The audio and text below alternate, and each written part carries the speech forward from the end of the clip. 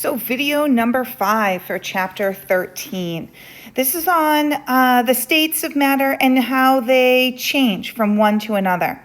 And these particular, we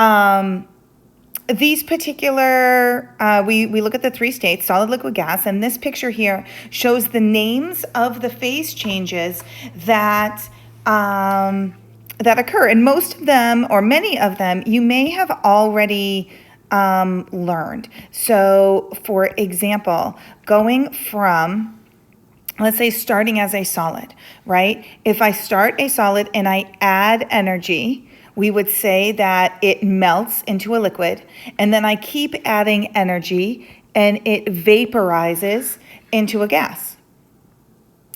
And the other way around, if I have a gas and I remove energy, we would say that that gas condenses to a liquid, right? Think about on the outside of like a cup of iced coffee in the summer. We would call that the outside gets wet. We would say that that's condensation, right? And of course, going from a liquid to a solid, if I continue to remove energy, we would say that it freezes. And sometimes students have heard of this before, but there are, under some circumstances, where you can have a solid completely skip the liquid phase and go directly to a gas. So if I have a solid and I add energy to it, it has to be at the right pressure, I would say that that solid sublimates or sublimes into a gas, and then the deposition is the word that we have for when it goes backwards, when a gas literally deposits into a solid. And so I color-coded these specifically. The red ones here, melting, vaporization, and sublimation, all of those I needed to add energy, right? And when I add energy, is that endothermic or exothermic? Well, that's endothermic.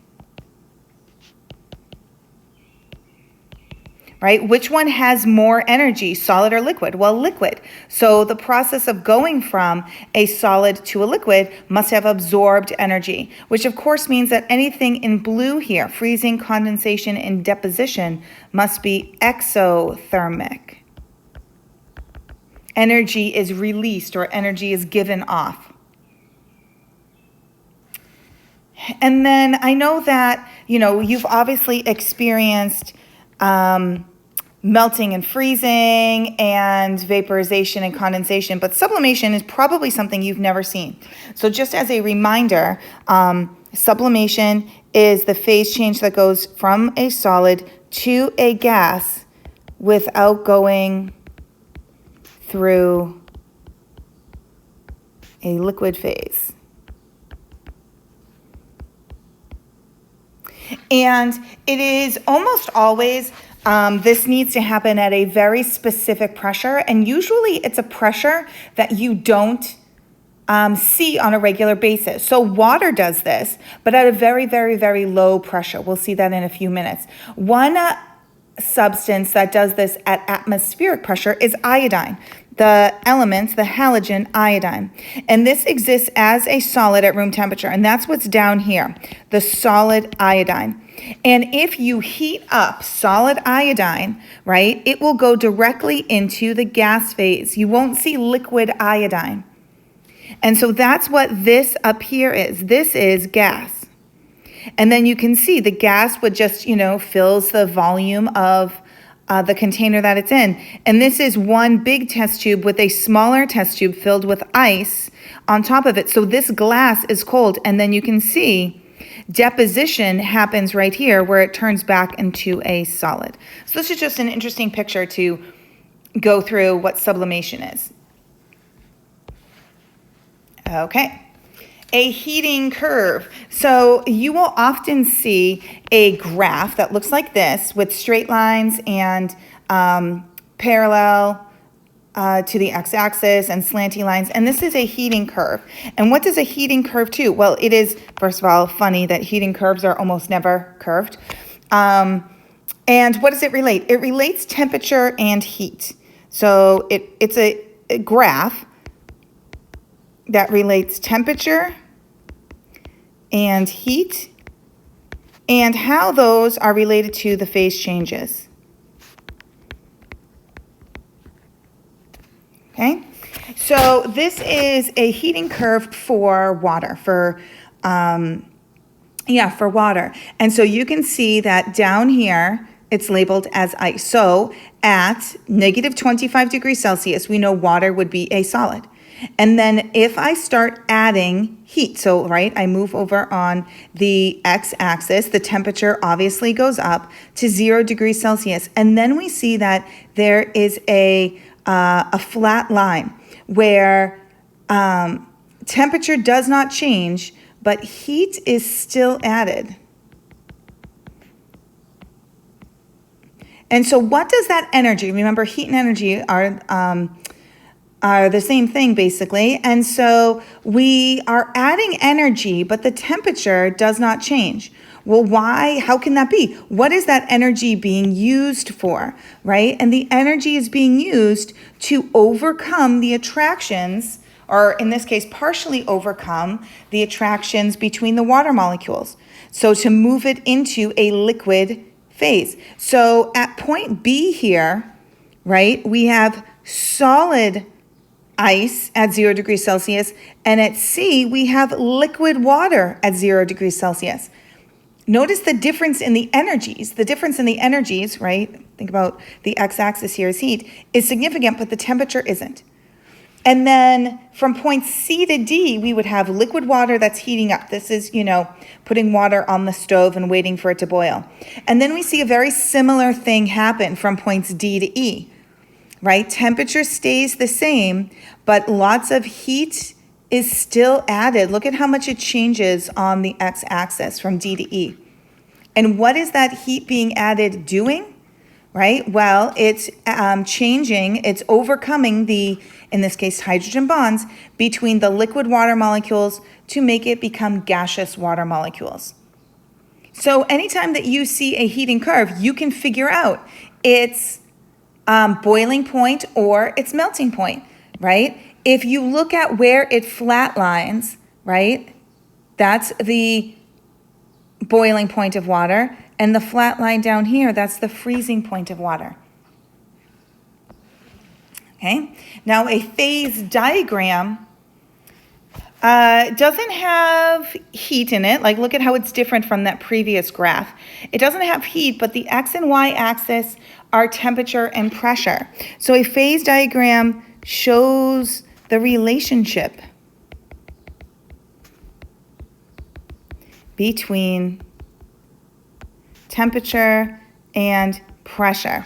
And when we think of the different phases of matter or states of matter, we always envision, solid, and then I add energy and it turns into a liquid, and then I add energy and it turns into a gas. But you can also make these phase changes just by changing the pressure. And that's sort of weird, but there are like a few circumstances where you may have seen this. And we'll go over some of those examples in a moment. So let's just take apart this particular graph.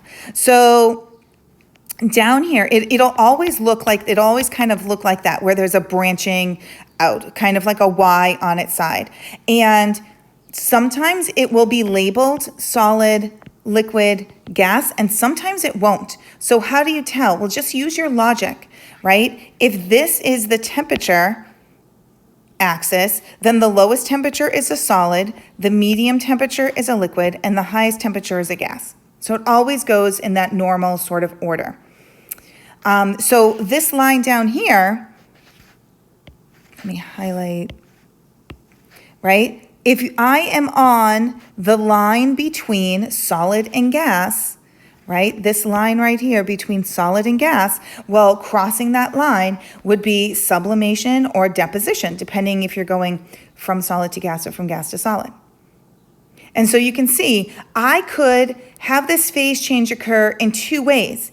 Either, let me get a different, right? If I have solid, right, think of solid iodine, and I heat it up, I can turn it into a gas. But if I have solid iodine and I decrease the pressure, I can also turn it into a gas.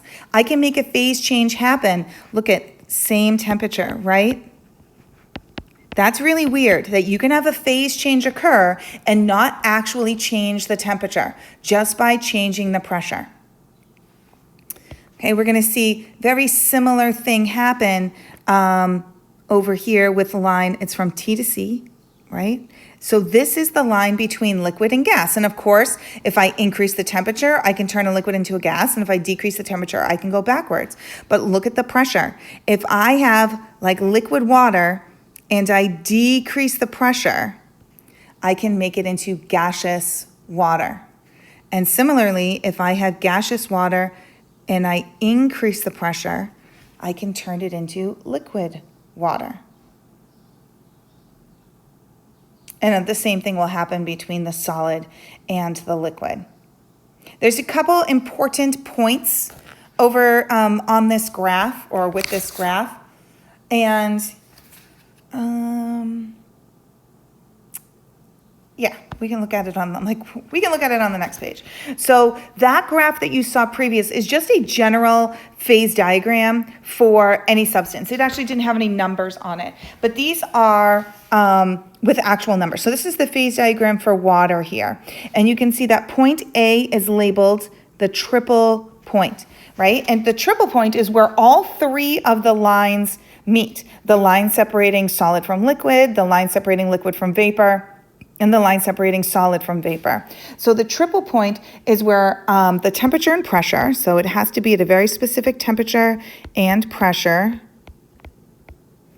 where all three phases are present. And that's sort of weird. If you think about, if you put ice on in a pot on the stove and you heat it up, you know that you wouldn't have ice and gas at the same time. The ice would melt and form a liquid, and then it would turn into a gas, right?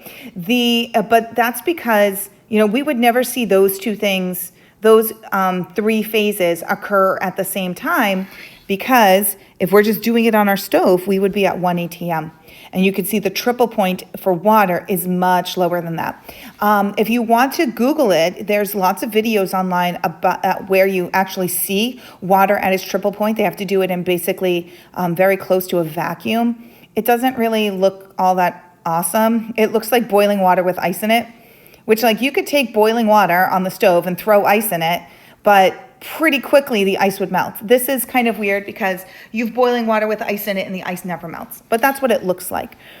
Another interesting point on here is this point B over here, and that's called the critical point. And basically beyond this point, the gas has too much energy to become a liquid by increasing the pressure. That's really wordy, but beyond this point,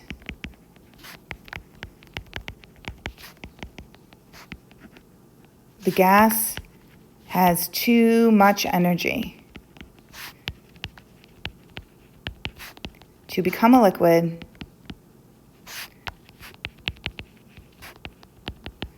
by increasing the pressure. So you can see if I take just water vapor, or in this case, water vapor, and I increase the pressure, right? Same temperature, but I increase the pressure, I can turn it into a liquid.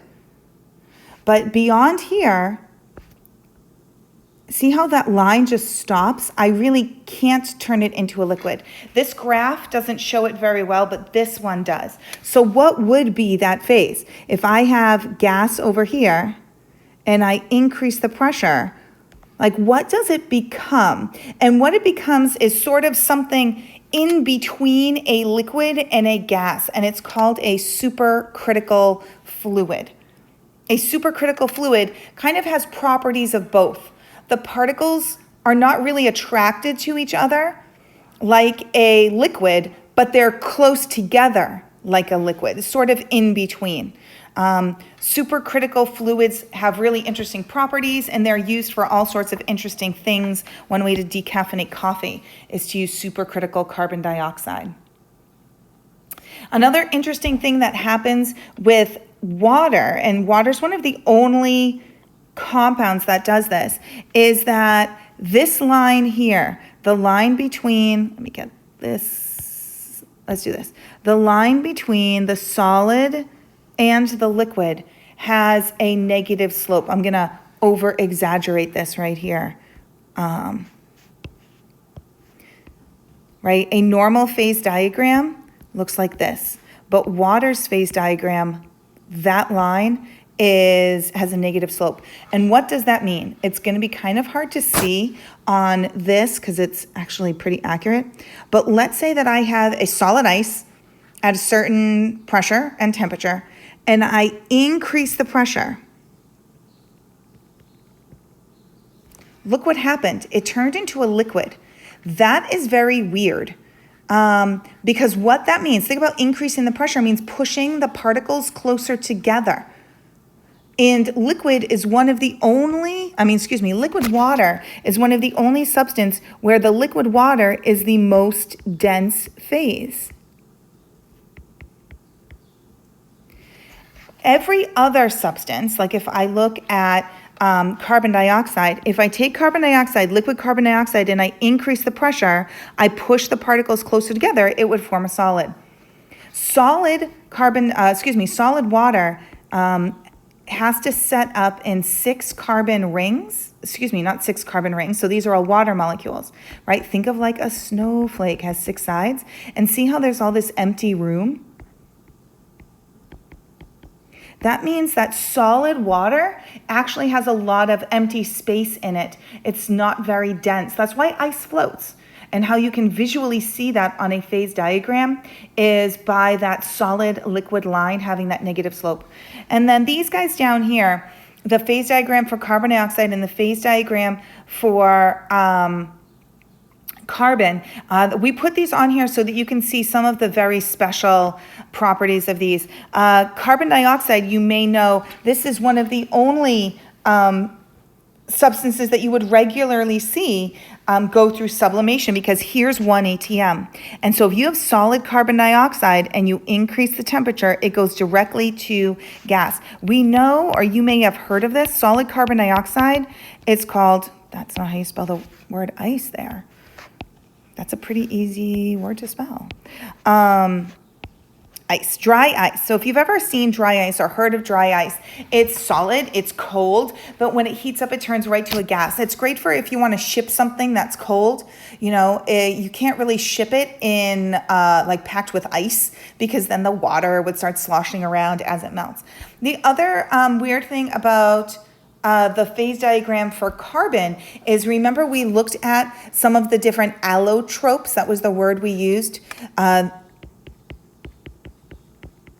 different allotropes of carbon. Diamond and graphite are both solid carbon, but they form at very different pressures. Look at how big the pressure is for diamond. And so diamonds are quite rare because it needed to have formed when basically liquid carbon cooled at a very high pressure. If liquid carbon cools at a low pressure, it turns into graphite. But if liquid carbon cools at a high pressure, you can get a diamond. This is there's a few different, real life examples of this. One is that you can actually make diamonds. If you have a sample of carbon, you can heat it up so that it is a liquid, and then put it under extreme pressure and decrease that temperature so that you can actually make a diamond. They're actually more expensive than actual diamonds. And if you think of where actual diamonds are located, right, they're located in mines inside the earth. And what is inside the earth? Really, really, really high pressure. So we'll see some videos of this. We will watch some, we will probably do a gizmo related to this, but your homework on this is numbers, basically finish the packet. You guys know the drill, number 27 through 32.